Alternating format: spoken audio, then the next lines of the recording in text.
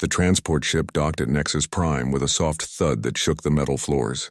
Through the thick windows, new cadets could see the massive space station that would be their home for the next 4 years. The Galactic Military Academy stretched across 3 levels of the station, its silver walls under artificial stars. Hannah Park stepped off the transport with her single bag of belongings. She was smaller than most of the other new arrivals. Her dark hair was pulled back in a simple tie, and her brown eyes took in everything around her with quiet focus. The regulation gray uniform looked too big on her small frame. Around her, cadets from 17 different species moved through the docking bay. The Torvan warriors towered over everyone else, their thick armor-like skin gleaming purple under the lights. Their heavy footsteps made the floor shake as they walked. The Scythian cadets looked like living crystals, their bodies catching and reflecting light in rainbow patterns. Energy beings from the Ascendant Empire floated just above the ground, their forms shifting like colored smoke. Hannah watched them all but said nothing. "New meat," growled a Torvan cadet as he passed her. His voice sounded like rocks grinding together. Another weak species trying to play soldier. Several other cadets laughed. Hannah kept walking toward the registration desk. The academy had been training military officers for 300 years. Every major species in the galaxy sent their best and strongest here. The training was brutal. Most cadets who entered never finished. Those who did graduate became leaders in the galactic military, commanding fleets that protected billions of lives. Humans had only been in space for 50 years. Most other species had been traveling between stars for thousands of years. The academy instructors had made it clear that accepting a human cadet was just politics, a way to make the new human colonies feel welcome in galactic society. At the registration desk, a tall, blue-skinned Velkari officer scanned Hannah's identification chip. His 4 eyes looked her up and down with obvious doubt. "Cadet Park Hannah," he read from his screen. "Species human. Combat experience none. Technical ratings below standard. Medical notes, standard biology, no enhancements." He looked at her again. "Are you sure you want to do this, human? The academy has a 90% failure rate. Your species has no natural advantages, no armor plating like the Torvan, no energy manipulation like the Koran, no enhanced reflexes like the hegemony warriors." Hannah met his gaze. "I am sure." The officer shrugged and handed her a room assignment. "Level 2, Section C, Room 47, your roommate is already there. Try not to get killed in the first week." Hannah took the card and walked toward the lifts. Behind her, she could hear cadets from other species talking about the foolish human who thought she could survive academy training. Level 2 was quieter than the docking bay. The halls were wide and clean, with doors leading to cadet quarters every few meters. Hannah found room 47 and pressed her identification card to the scanner. The door slid open. Inside, one bed was already claimed. Personal items were arranged on the desk with perfect precision. Crystals of different colors sat in exact rows. A small device hummed softly, creating patterns of light on the wall. "So you are the human." Hannah turned. Her roommate stood in the bathroom doorway. She was Scythian, her body made of what looked like living diamond. Light passed through her in beautiful patterns, but her voice was cold. "I am Chris," the Scythian said. "My family has sent cadets to this academy for 12 generations. All of them graduated with honors. All of them became fleet commanders." She walked closer to Hannah. Even though they were the same height, Chris seemed much larger. Her crystal body reflected the room's lights, making her appear to glow. "I requested a different roommate," Chris continued. "I told them I should not be forced to live with a primitive species. But they said it would be good for diplomatic relations." Hannah set her bag on the empty bed. "I will try not to bother you." Chris made a sound like breaking glass. It might have been laughter. "Bother me? Human, you will be gone within days. The first combat trial eliminates half of all new cadets. The weak ones always fail first." She moved to her desk and activated a holographic display. Images of academy training appeared in the air. Hannah could see cadets fighting in gravity-shifted arenas, solving complex tactical problems under time pressure, surviving in hostile environments that would kill most living things. "Look at this," Chris said, pointing to one image. "Last year's elimination trial. 50 cadets entered. 25 came out. 3 died. 7 were permanently injured. The rest were sent home in shame. The images showed cadets with natural advantages that seemed impossible to overcome. Torvan warriors with skin like armor. Koran energy wielders who could create weapons from pure light. Hegemony soldiers with reflexes so fast they seemed to teleport. "What do you have, human?" Chris asked. "What possible advantage could your species offer?" Hana finished unpacking her few belongings. Regulation uniforms, basic toiletries, a small photograph of Earth that she placed on her bedside table. She had brought almost nothing compared to her roommate's collection of crystals and devices. "I do not know," Hana said honestly. "I guess we will find out." Chris stared at her for a long moment. "You really think you can survive here?" "I have to," Hana replied. "Why?" Chris demanded. "Why come here when you know you will fail? Why embarrass your entire species?" Hana sat on her bed and looked at the photograph of Earth. Blue oceans and green continents spinning in the darkness of space. It looked so small and fragile compared to the massive civilizations that ruled the galaxy. "Because someone has to try," she said quietly. That evening, all new cadets gathered in the Academy's main hall for orientation. The room could hold 1,000 beings and every seat was full. On stage, the Academy's commanding officers stood in perfect formation. Their uniforms displayed medals and honors from wars Hana had never heard of. Commander Vex stepped forward. He was Velkari, like the registration officer but much older and more scarred. His 4 eyes swept across the assembled cadets like weapons targeting systems. "Welcome to the Galactic Military Academy." His voice boomed through speakers. "You represent 57 different worlds and 17 species. You think this makes you special? You think this makes you ready?" He paused, letting silence fill the huge room. "You are wrong. Most of you will fail. Most of you will go home knowing you were not strong enough, smart enough, or tough enough to protect the galaxy. This is not a school. This is a forge. We will break you down and rebuild you into something worthy of commanding others in battle." His gaze seemed to find Hana in the crowd of cadets. "Some of you come from warrior species with natural advantages. Some have technology that enhances your abilities. Some have trained for this moment your entire lives. These things mean nothing here. The Academy does not care about your advantages. It cares about what you do when those advantages are not enough." Around Hana, cadets shifted uncomfortably. The Torvan warriors looked confident in their natural armor. The energy wielders practiced small displays of power. The hegemony soldiers sat with perfect military posture. "Your first trial begins tomorrow at dawn," Commander Vex announced. 100 of you will enter the elimination arena. 50 will advance to continue training. The rest will leave on the next transport." He smiled, and it was not a kind expression. "Get some rest, cadets. Tomorrow we find out who belongs here." As the cadets filed out of the hall, Hana could hear them talking about their chances, their advantages, their training. No one spoke to her. No one seemed to notice the small human walking quietly back to her room. In room 47, Chris was already preparing for sleep. Her crystal body had dimmed to a soft glow like a nightlight. "Still here, human?" she asked. "Still here," Hana confirmed. "Enjoy your last night at the Academy." Hana lay on her bed and stared at the ceiling. Through the small window, she could see stars scattered across the darkness of space. Somewhere among them was Earth, where humans were just beginning to explore the galaxy, where people were counting on her to prove they belonged among the stars. Tomorrow would bring her first real test. Tomorrow, she would find out if humans had any place in the galactic community. Tomorrow, she would either take the first step toward becoming an Academy graduate, or she would join the long list of cadets who had tried and failed. She closed her eyes and tried to sleep. But her mind kept returning to Commander Vex's words. "The Academy cares about what you do when your advantages are not enough." Hana had no natural armor, no energy powers, no enhanced reflexes. She had no advantages at all, but maybe, just maybe, that would be enough. Dawn came too early at the Academy. Hana woke to the sound of alarms echoing through the corridors. Around her, 100 new cadets prepared for their first real test. Many would not see another sunrise at the Academy. The elimination arena was built in the center of the station. Its walls could shift and change, creating different environments for combat. Gravity could be adjusted from 0 to 10 times normal. Temperature, atmosphere, and terrain could be modified in seconds. It was designed by the greatest military minds in the galaxy to push cadets beyond their limits. Hana stood with the other candidates in the preparation area. Her regulation combat gear felt strange and heavy.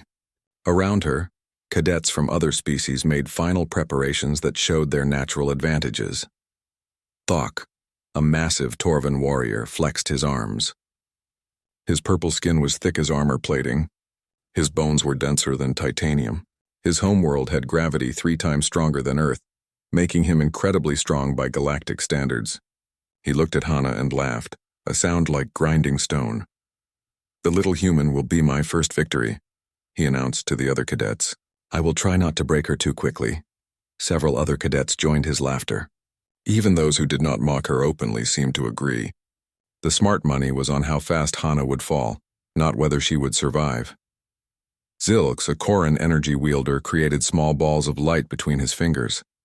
His species could manipulate pure energy, turning it into weapons or shields at will. He had been training since childhood to focus his natural abilities. "Perhaps I should face the human instead," Zilx said with a cruel smile. "My energy bolts can be set to stun. She might survive." Talon Prime stood silent in the corner. The hegemony warrior was enhanced with cybernetic implants that made his reflexes superhuman. His tactical computer could process battlefield information faster than most organic brains. He did not boast like the others. He simply calculated his odds of victory and found them acceptable. Instructor Vel stepped into the preparation area. The elderly Paludan had been training cadets for decades. His gentle species rarely produced warriors, but they made excellent teachers and medics. "The rules are simple," Vel announced. "You will face opponents chosen by random selection. Combat continues until one fighter yields, is incapacitated, or is eliminated by the arena systems. Medical teams stand ready, but in real combat, there is no guarantee of rescue." He activated a holographic display showing the arena layout. Today it was configured as a circular space with variable gravity zones and mobile barriers. "Some of you believe your natural advantages make victory certain," Vel continued, his large eyes sweeping over the assembled cadets. "Others worry that you lack such advantages. Remember this: the Academy has graduated warriors from over 200 species. Strength comes in many forms." The first matches began immediately. Cadets filed into the arena in pairs while others watched from the observation deck. The early fights went as expected. Stronger species defeated weaker ones. Natural advantages proved decisive. Hana watched each battle carefully. She studied how the different species fought, what tactics they used, where their strengths and weaknesses lay. She had no natural advantages, but she could learn. Her name was called for the 15th match. Her opponent was Thok. The massive Torvan warrior entered the arena with confidence. He had already won his first fight in under 30 seconds, crushing a smaller opponent with pure brute force. The observation deck filled with cadets eager to see the human fail. "This is not even fair," Chris said to another cadet. "The Torvan will break her bones with his first hit." Hana walked into the arena. The space was configured with normal gravity and a smooth floor. No cover, no environmental advantages. Just her and Thok in direct combat. Thok smiled as he looked down at her. "I will make this quick, little human. Try to die with some dignity." The buzzer sounded to begin the match. Thok charged immediately. His massive fists swung in wide arcs that would have crushed most opponents. But Hana was not where he expected her to be. She had moved sideways, studying his approach. The Torvan warrior was incredibly strong and tough, but he was also predictable. His species had evolved as apex predators. They were used to winning through overwhelming force. They did not need to be clever or adaptable. Thok's second attack nearly caught her. His fist passed inches from her head with enough force to crack stone. Hana rolled away, keeping her distance, watching his patterns. "Stand still and fight," Thok roared in frustration. The watching cadets began to murmur. The human was surviving longer than anyone had expected. But survival was not victory. Eventually, Thok would land a hit and the fight would be over. Hana continued to evade, but she was not just running. She was learning. She saw how Thok telegraphed his attacks. She noticed that his armor-like skin had small gaps at the joints. She realized that his great strength came with a cost in speed and endurance. 3 minutes into the fight, Thok began to show signs of fatigue. His attacks came slightly slower. His breathing grew heavier. On his high-gravity homeworld, fights ended quickly. He was not used to extended combat. Hana saw her chance and took it. Instead of avoiding his next charge, she stepped into it. Thok's massive fist came down where she had been standing, but she was already moving. She struck at the back of his knee. at one of the gaps in his natural armor. The blow would have done nothing to his armored skin, but at the joint, it found soft tissue. Thok stumbled, his balance disrupted for the first time in the fight. Hana did not waste the opportunity. She attacked the same spot again and again. Each strike was precisely placed, targeting the vulnerable areas she had identified. None of the hits would have been decisive on their own, but together they began to tell. Thok swung wildly, trying to catch the small human who danced around his defenses, but his movements were becoming clumsy. His leg was weakening. For the first time in his life, brute force was not enough. The fight continued for 7 minutes. To the watching cadets, it seemed impossible. The human was too small, too weak, too slow, yet somehow she was still fighting. Somehow she was winning. Thok made one final desperate charge. All his remaining strength went into a crushing blow that would have ended any opponent it connected with. But Hana was ready for it. She had been studying his patterns for 7 minutes. She knew exactly what he would do. She dropped low and swept his already weakened leg. Thok's massive body crashed to the arena floor. Before he could recover, Hana was on top of him, applying a submission hold she had learned from watching earlier matches. The Torvan warrior struggled, but he was exhausted and off balance. Slowly, inevitably, he began to lose consciousness. His hand tapped the floor in surrender. The arena fell silent. Hana released the hold and stood up. Blood ran from cuts on her arms and face where Thok's attacks had grazed her. Her uniform was torn and dirty. But she was standing. Thok lay unconscious on the arena floor. In the observation deck, cadets stared in shock. The impossible had happened. The human had won. Medical teams rushed into the arena. They went to Thok first, checking his vital signs, making sure the submission hold had not caused permanent damage. Hana waited patiently for her turn, showing no sign of celebration or pride. When the medics approached her, she waved them away. "Help him first," she said quietly. "I am fine." Instructor Vel made notes on his datapad. He had trained thousands of cadets over the decades, but he had never seen anything quite like this. The human had no natural advantages, no enhanced abilities, no special training, yet she had found a way to win. As Hana walked back to the preparation area, the other cadets stepped aside to let her pass. They looked at her differently now. Fear had replaced mockery in their eyes. Chris watched her roommate return with something like wonder in her crystal features. "How?" she whispered. Hana sat down heavily on a bench. The adrenaline was wearing off, and she could feel every bruise, every cut, every place where Thok's attacks had found their mark. "I learned," she said simply. The elimination rounds continued throughout the day. 50 cadets fell to their opponents or to the arena itself. Some were carried out on stretchers. Others walked away in shame. But 50 remained, earning the right to continue their academy training. Hana Park was among them. That evening, in room 47, Chris studied her human roommate with new interest. Hana was applying medical gel to her injuries, moving carefully but steadily. "The betting pools had you eliminated in the first round," Chris said. "I know," Hana replied. "They said humans had no advantages, no natural weapons or armor, no enhanced abilities." Hana looked up from treating a cut on her arm. "That is true. Then how did you defeat a Torvan warrior? They are bred for combat. Their bones are harder than most metals." Hana was quiet for a long moment, thinking about the question. Finally she spoke. "Maybe not having advantages is an advantage," she said. "Everyone else knows what they are good at. They rely on their natural abilities.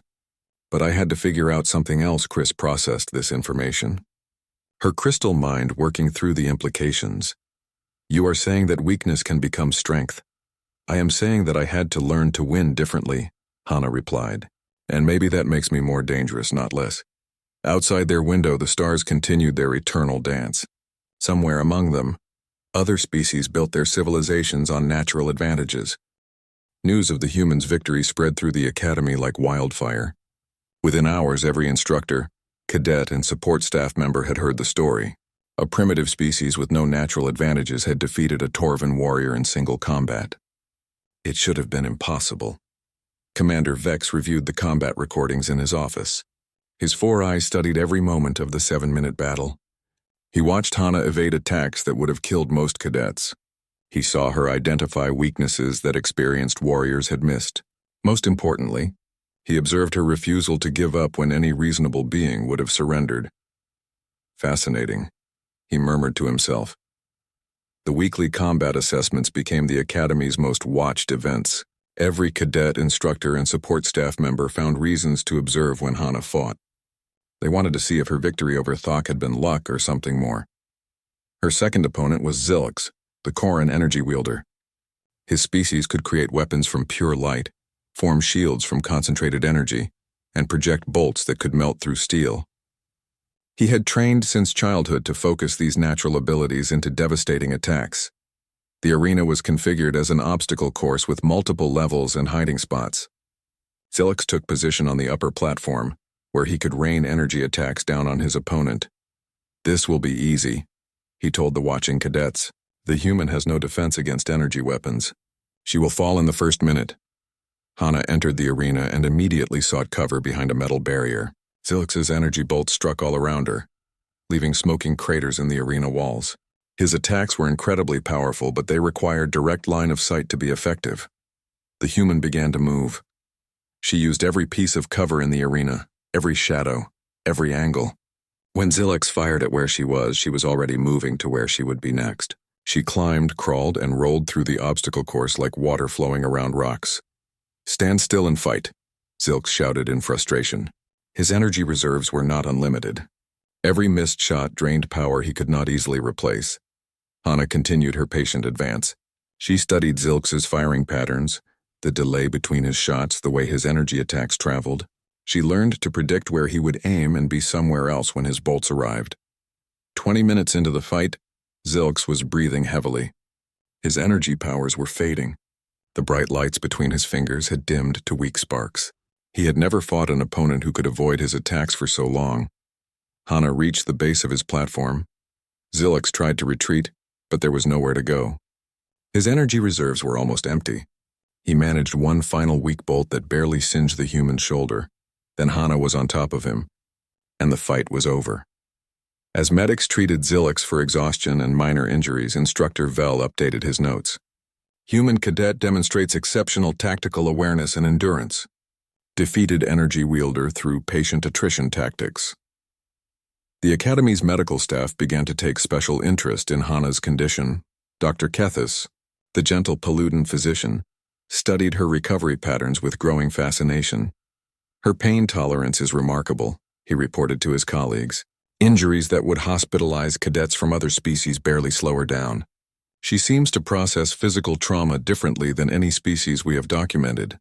Her third major opponent was Talon Prime, the enhanced hegemony warrior. His cybernetic implants gave him reflexes faster than organic thought. His tactical computer could process battlefield information and calculate optimal responses in microseconds. He was in every measurable way superior to any unenhanced opponent. The arena was configured as an urban environment with narrow alleys and tall buildings. Talon Prime used his enhanced speed and tactical systems to dominate the battlefield immediately. He seemed to be everywhere at once, appearing from shadows, attacking from unexpected angles, disappearing before counterattacks could be mounted. For the first 10 minutes, it looked like Hana had finally met her match. Talon Prime's attacks came so fast and from so many directions that she could barely avoid them. His tactical computer predicted her movements and positioned him to intercept every escape route. But the human did something unexpected. Instead of trying to outfight or outmaneuver the enhanced warrior, she began to study him. Every time Talon Prime attacked, Hana noted the pattern. Every tactical decision, every movement, every response was recorded in her memory. She began to see that his enhancements, while making him faster and more precise, also made him predictable. His tactical computer always chose the mathematically optimal solution. It never made mistakes, but it also never did anything surprising. It could not adapt beyond its programming. Hana, on the other hand, could do something no computer could replicate. She could learn to be irrational. 20 minutes into the fight, she began to make decisions that made no tactical sense. She moved to positions that offered no advantage. She attacked when she should have defended, retreated when she should have advanced. Her choices became random, chaotic, impossible to predict. Talon Prime's tactical systems began to struggle. They could not calculate optimal responses to irrational behavior, His enhanced reflexes, designed to counter logical tactics, became less effective against purely instinctive actions. The fight devolved into something primal: enhanced technology against evolutionary instinct, calculated precision against adaptive chaos. In the end, instinct won. Talon Prime made a perfectly calculated attack that should have ended the fight. But Hana responded with pure human intuition, moving in a way that defied all military logic, but somehow avoided his strike and left him open to counterattack. When the arena buzzers sounded to end the match, both fighters were on the ground. But only one was still moving. Hana struggled to her feet, bleeding from multiple wounds, swaying with exhaustion. Talon Prime lay motionless, his enhanced systems overloaded by the impossible task of predicting the unpredictable. The Academy fell silent once again. Dr. Kethis rushed to treat both fighters. Talon Prime's systems would need recalibration, but he would recover.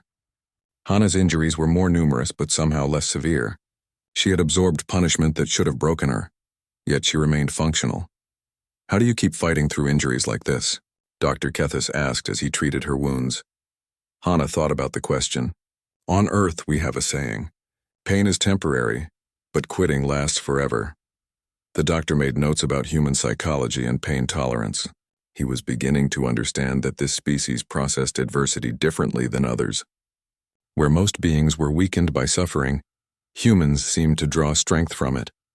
Word of these victories reached the highest levels of Academy command. Species representatives who had supported humanity's inclusion as a political gesture began to reconsider their assumptions. Military observers from across the galaxy requested copies of the combat recordings. But for Hana, each victory came at a cost. Her medical file grew thicker with each passing week. Broken ribs, concussions, burns, cuts, and bruises that would have sent other cadets to long-term medical care. She treated each injury, rested when absolutely necessary, and returned to training as soon as possible. Her fellow cadets began to watch her with something approaching awe. They had entered the Academy confident in their natural advantages, secure in their species' proven abilities. But this small human with no enhancements, no special powers, no genetic gifts kept winning through pure determination. Chris found herself asking questions she had never considered before. In their room at night, she would study her human roommate with growing curiosity. "Your species has no natural weapons," Chris observed one evening. "No armor plating, no energy abilities, no enhanced senses. How did you survive long enough to develop civilization?" Hana was applying medical gel to new bruises from that day's training. "We learned to work together, to use tools, to adapt to whatever environment we found ourselves in. But other species have those abilities too. What makes humans different?" Hana paused in her treatment. "Maybe we just do not know when to quit." "That sounds like a weakness, not a strength." "Maybe they are the same thing," Hana replied quietly. The Academy's instructors began to modify their training programs. Exercises that had been designed to test natural advantages were adjusted to account for species that might lack such gifts but possess other qualities. They were learning, as their students were, that strength came in many forms. Commander Vex observed these changes with interest. In his centuries of military service, he had seen countless warrior species rise and fall. The strong conquered the weak, the advanced defeated the primitive, the enhanced overwhelmed the natural. It was the way of the galaxy.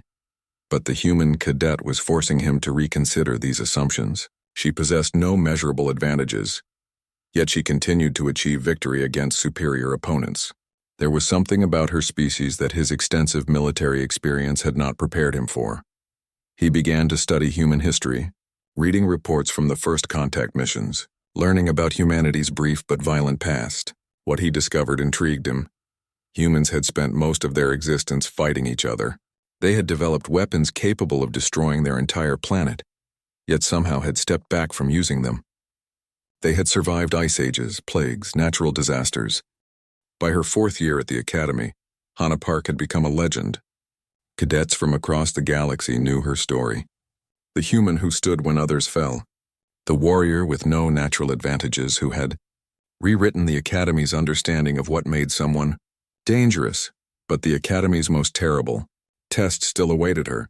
The Maze of Sorrows had been designed by the greatest, psychological warfare experts in galactic history. It was not just a test of physical strength or tactical skill. It was designed to break minds, to shatter the psychological foundations that allowed beings to function as military leaders. The maze used advanced holographic technology to create scenarios pulled from each participant's deepest fears and greatest weaknesses. It forced cadets to experience their worst nightmares made real, to face psychological trauma that could destroy the strongest minds. In its 3-century history, the maze had claimed the sanity of cadets from even the most resilient species. Those who survived did so by learning to shut down emotionally, to protect their core identity by sacrificing pieces of themselves. Most emerged as effective military leaders, but they were changed forever. The Academy's senior staff gathered to observe Hana's trial. They had never tested a human in the maze before. Their xenobiological databases offered little insight into human psychological resilience. Dr. Kethis had studied her physical recovery patterns, but the mind was different territory entirely. Her species has an unusual relationship with adversity, Dr. Kethis reported to the assembled observers. Physical trauma seems to strengthen rather than weaken her. But psychological warfare is different. We have no data on how humans process mental stress. Commander Vex studied the readings from the maze's sensors. "We are about to learn," he said grimly. Hana stood before the maze's entrance. The chamber looked innocent enough, a simple room with white walls and soft lighting.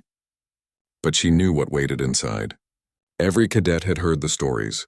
Strong warriors who entered confident and emerged broken. Brilliant tacticians who could no longer make decisions.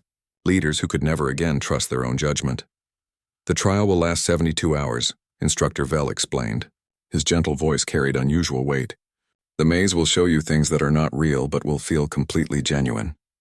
It will use your own memories, fears, and emotions against you. Remember that none of it is actually happening." Hana nodded. She had prepared for this moment for 4 years.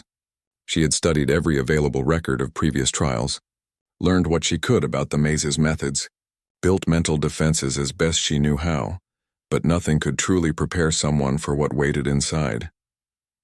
"Some advice, if I may," Vel continued. "The cadets who survive do so by finding something inside themselves that the maze cannot touch.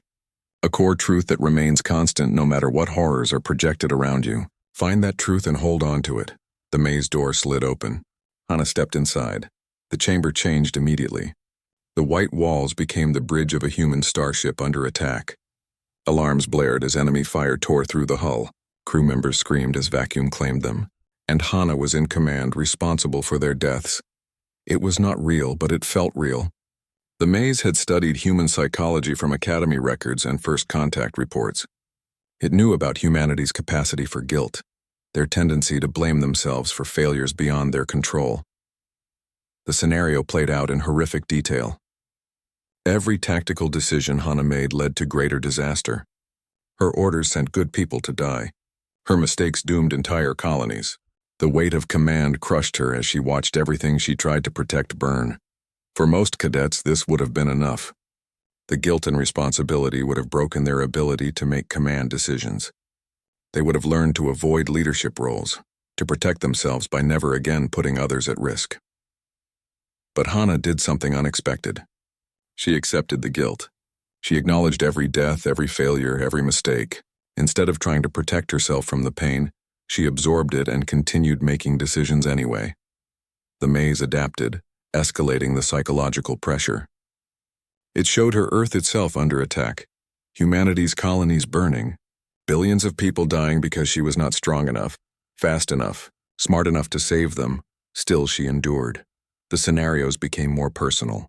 It showed her the Academy cadets who had been injured or killed in training exercises she had participated in. It made her relive every moment of pain she had caused to others, every victory that had come at someone else's expense.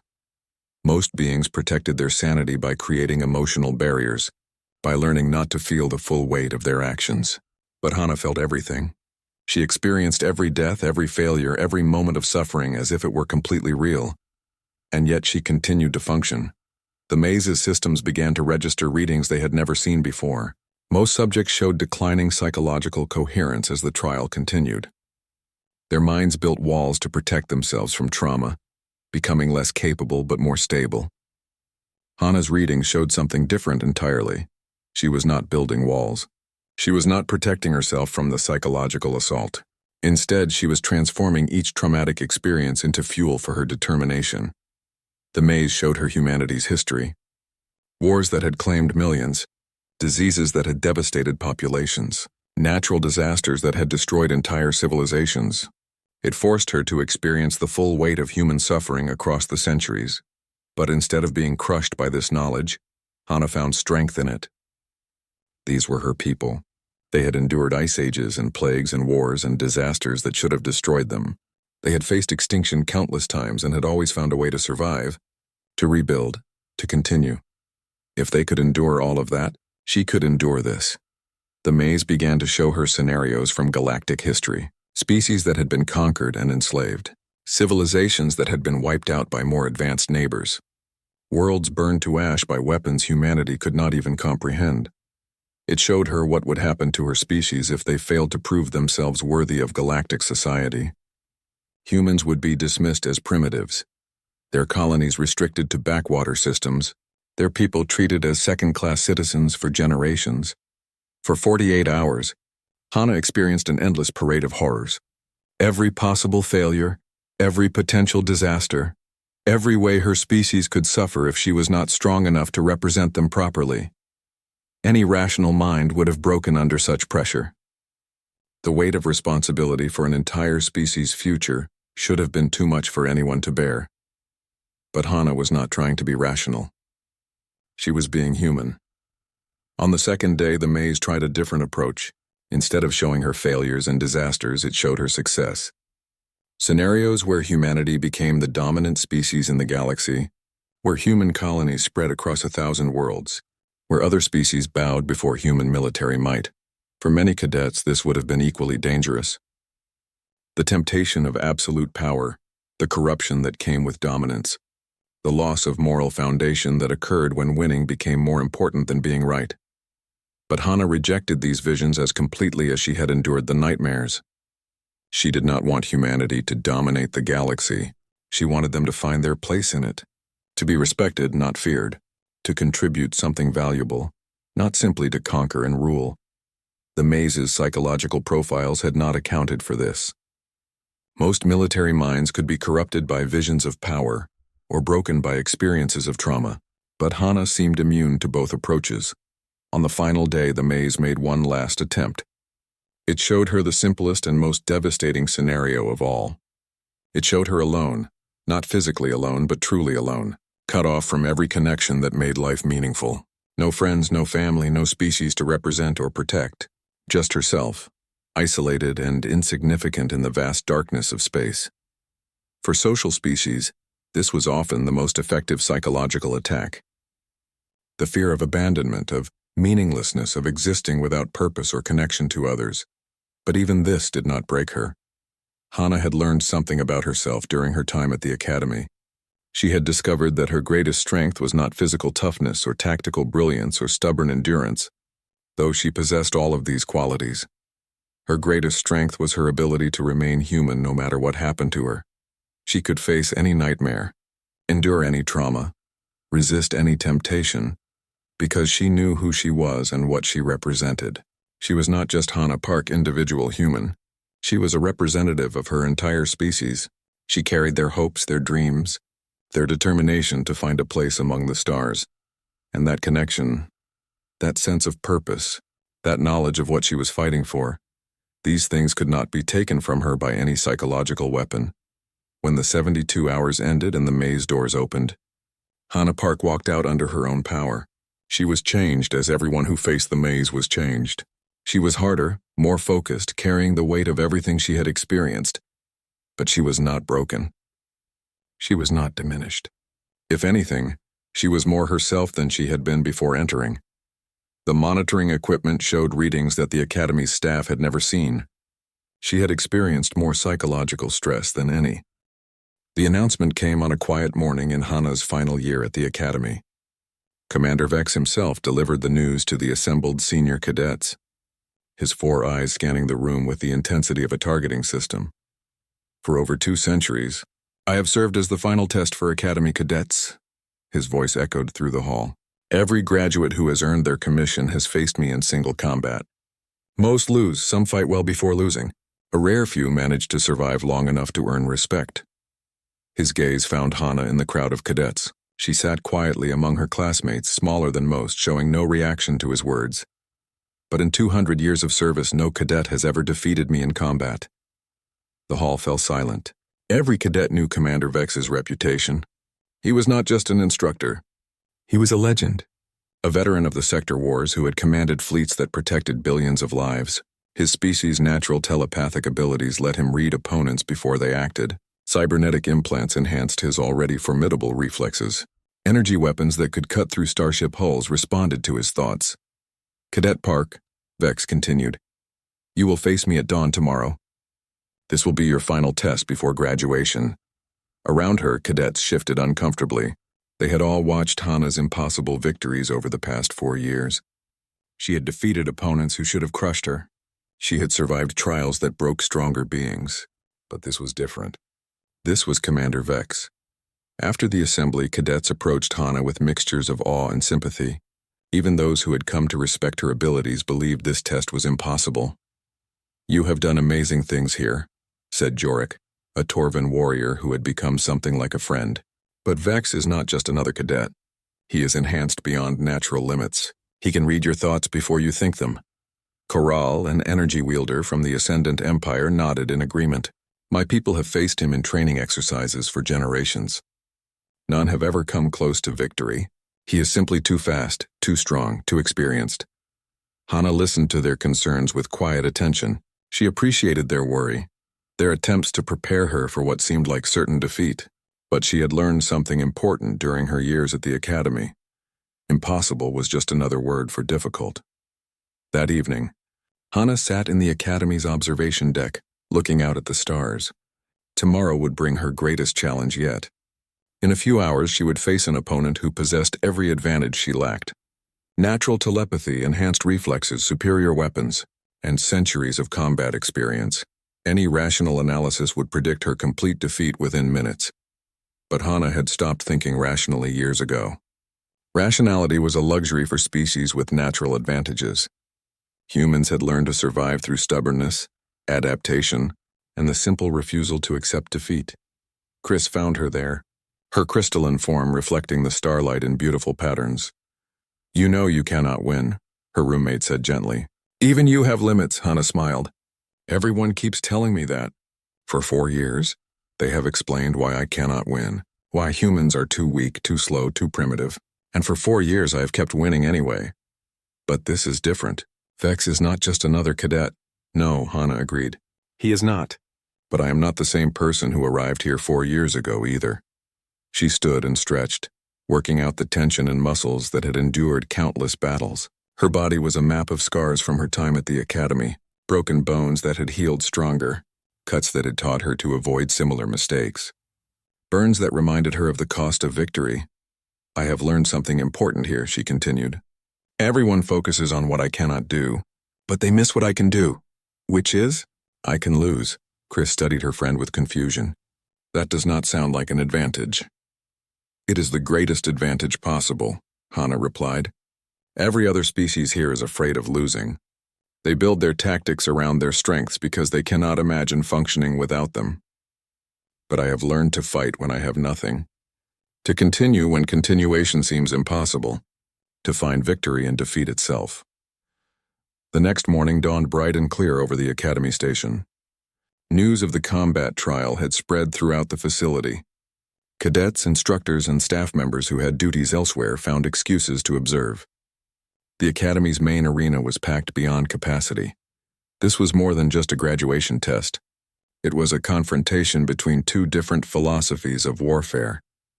Enhanced ability against natural determination, technological superiority against adaptive resilience, the established order against something new and dangerous.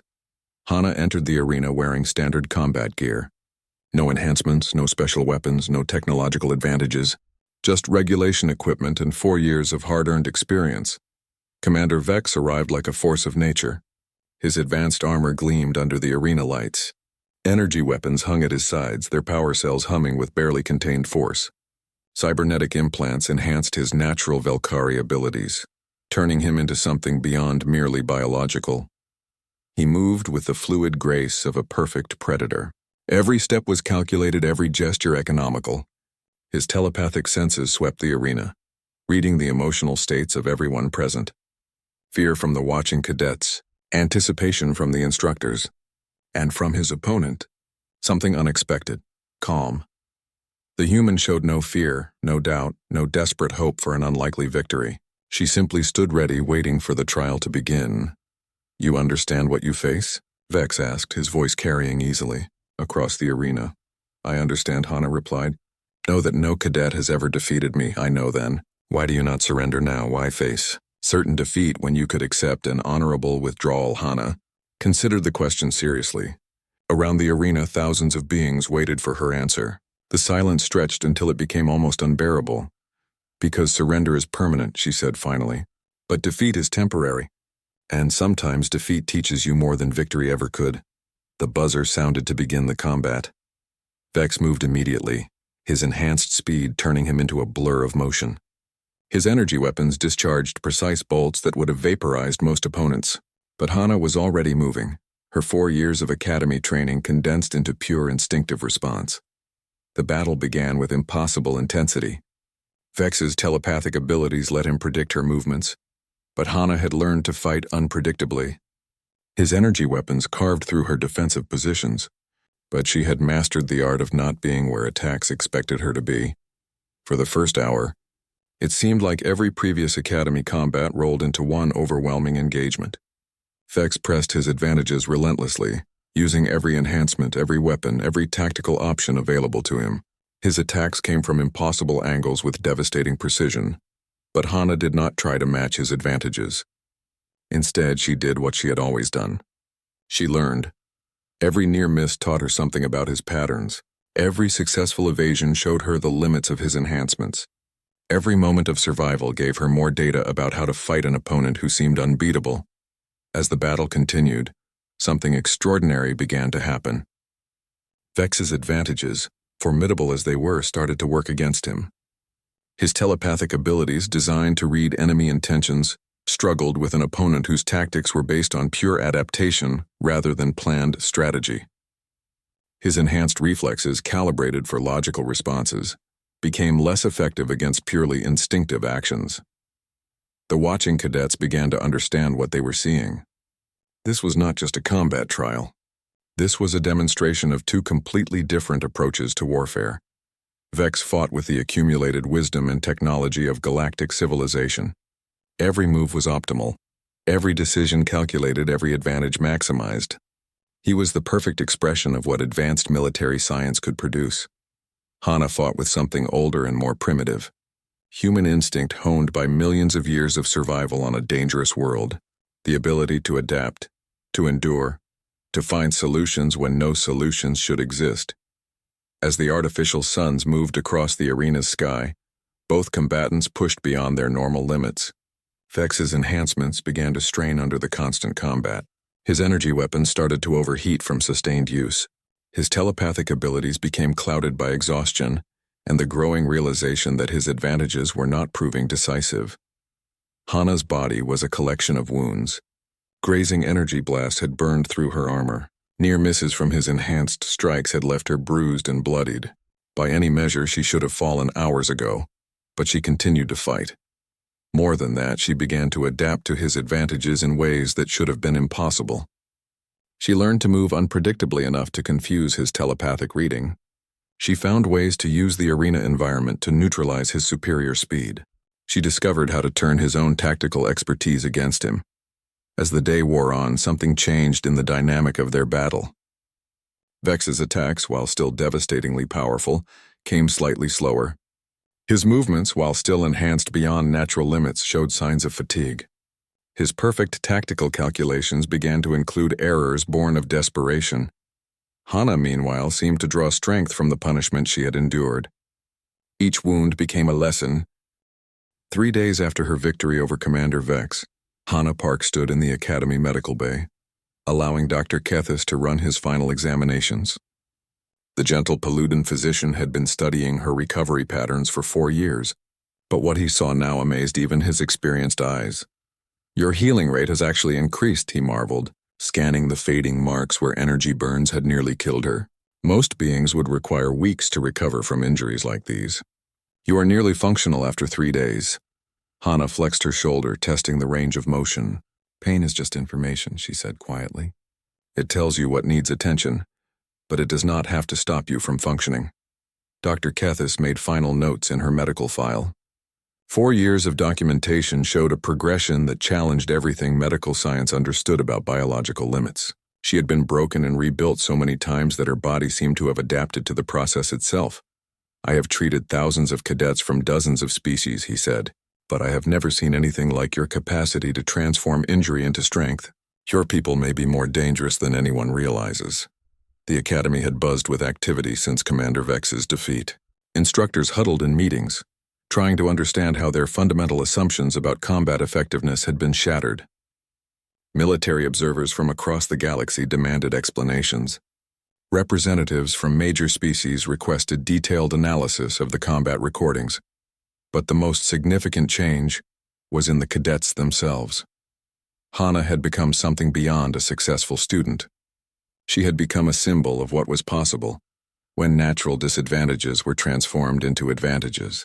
Cadets who had relied entirely on their species' natural gifts began to question whether they were truly prepared for leadership. In the Academy's Tactical Simulation Center, a group of Torvan cadets practiced combat scenarios that emphasized adaptability over brute strength. In the Energy Manipulation Laboratory, Koran students worked on techniques that did not rely solely on their natural powers. Throughout the facility, beings who had never questioned their advantages were learning to fight as if they had none. Commander Vex had returned to limited duty, his pride wounded but his respect for his former opponent absolute. He found Hana in the Academy's Hall of Honor, studying the memorial plaques dedicated to graduates who had died in service to galactic peace. "Cadet Park," he said formally. Hana turned and offered a respectful bow. "Commander, I am glad to see you recovered." Vex studied her with his 4 eyes, still trying to understand how she had accomplished the impossible. "I have fought warriors from every major species in the galaxy. I have faced opponents with natural advantages I could never match. But you were different." "How so, sir?" "They all fought to win.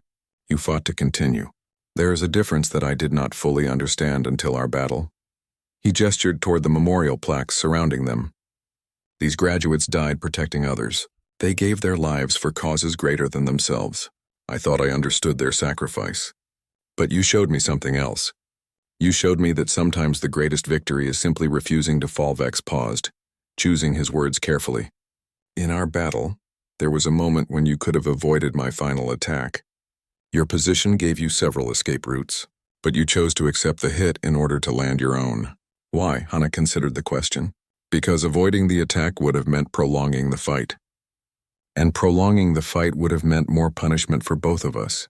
Sometimes the most compassionate choice is to end suffering quickly, even if it costs you personally.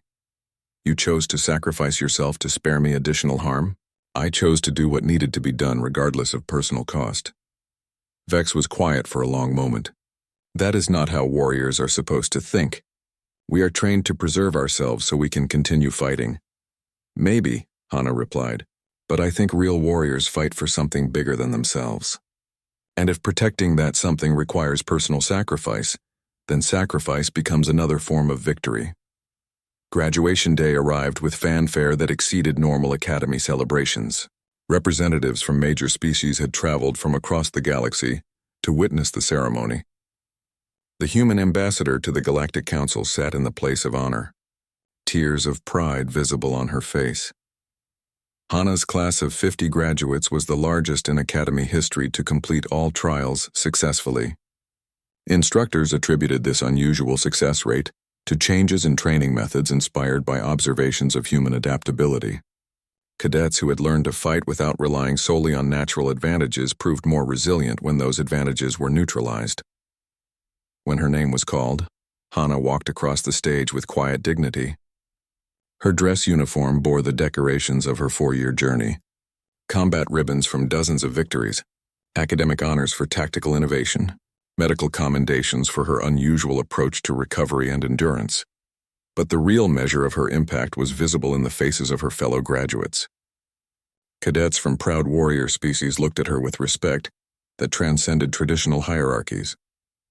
Energy wielders who had learned to fight without their powers. Enhanced beings who had discovered the value of natural instinct. Representatives of advanced civilizations who had learned to appreciate primitive determination. Commander Vex stepped forward to present the Academy's highest honor. The Star of Perseverance was awarded only to those who had demonstrated something beyond excellence, something that transcended normal measures of military achievement. Cadet Park, his voice carried clearly across the assembled gathering. In 2 centuries of Academy service, I have never seen a graduate more deserving of this recognition. You have shown us that true strength comes not from what you possess, but from how you respond when you possess nothing. He placed the medal around her neck, its weight both physical and symbolic. But your greatest achievement is not personal. You have changed how we understand warfare, leadership, and the qualities that make someone dangerous to our enemies and valuable to our allies. You have proven that disadvantage can become advantage, that weakness can become strength, that defeat can become victory. The assembled crowd rose in applause, but Vex raised a hand for silence. However, this ceremony is not truly about individual achievement. It is about what Cadet Park represents. For the first time in Academy history, we are graduating an entire class that understands a fundamental truth. The most dangerous opponent is not necessarily the strongest or fastest or most advanced. It is the one who simply will not stop. As Hana returned to her seat among the other graduates, she caught sight of Chris in the audience. Her crystalline roommate had become something like a sister over their 4 years together. The proud Scythian, who had initially dismissed humans as primitives, now wore an expression of genuine admiration. After the ceremony, cadets and their families mingled in the Academy's Great Hall. Hana found herself surrounded by beings who wanted to understand how she had accomplished the impossible. Their questions were respectful but persistent. How did you maintain focus during the maze of sorrows when psychological warfare specialists say you experienced more trauma than any previous cadet? What tactical principles allowed you to defeat opponents with clear physical and technological advantages? How did your species develop such unusual psychological resilience? Hana answered each question thoughtfully, but her responses often confused the questioners. They expected technical explanations, tactical innovations, or special training methods. Instead, she spoke about accepting pain, learning from failure, and fighting for causes bigger than personal survival. I think you misunderstand what made me effective, she told one group of military analysts. I did not succeed because I was stronger or smarter or more skilled than my opponents. I succeeded because I was willing to lose in ways that they were not. That makes no sense, protested a hegemony observer. Victory is the objective. Accepting defeat is contrary to military doctrine, is it? Hana asked. Or is victory sometimes found in the willingness to sacrifice everything for something more important than personal success? Later that evening, as the celebration wound down, Hana found herself alone on the Academy's observation deck, the same place where she had spent countless hours over the past 4 years. Looking out at the stars and thinking about home, Chris joined her there, her crystal form creating beautiful reflections in the curved windows. So what now? Her former roommate asked. You have proven that humans belong among the galactic community. You have changed how the Academy trains future officers. You have defeated opponents who should have been unbeatable. What does someone like you do next? Hana smiled, the same quiet expression that had carried her through 4 years of impossible challenges. I go home, she said simply. I return to human space and help train the next generation of officers. I share what I have learned here with others who will face similar challenges. That seems almost anticlimactic. You could request assignment to any fleet command in the galaxy. Species that once dismissed humanity now compete to have human officers serve with them. Maybe, Hana agreed, but that was never the point. I did not come here to gain personal glory or to achieve high rank. I came here to prove that my people deserved a place among the stars.